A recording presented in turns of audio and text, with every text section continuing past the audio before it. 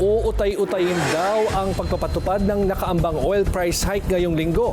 Ayon yan kay Senator Win Gatchalian, may babala din ng Senado sa mga mananamantala sa pagtaas ng presyo. Yan ang Agenda Weekend Report ni Dexter Ganibe ng Abante. Hindi one-time, big-time ang pagpapatupad ng oil price increase kasunod ng isinagawang pagdinig ng Senado noong Biyernes.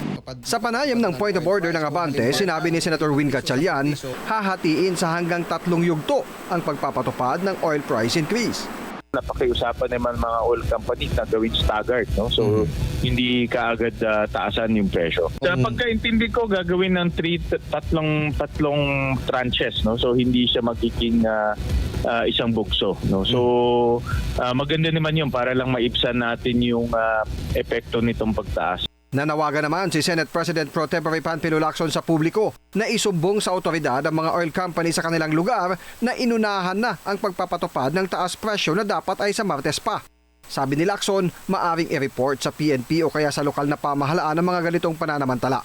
Ang maagang pagtaas daw ng presyo ng langis ay maaring pumasok sa profiteering o hoarding sa ilalim ng Republic Act No. 8479 o ang Downstream Oil Industry Deregulation Act. Maaari rin daw ito pumasok sa unfair o deceptive sales practices na pinagbabawal ng Republic Act No. 7394 o Consumer Act of the Philippines. Suhestyon naman ni Senator Gatchalian ang pagbuo ng gobyerno ng grupong tututok sa mga ganitong pananamantala. Ang aking proposal, gumawa tayo ng task force, no, na pangungunahan ng DOE at i-monitor mabuti yung sitwasyon, supply at presyo.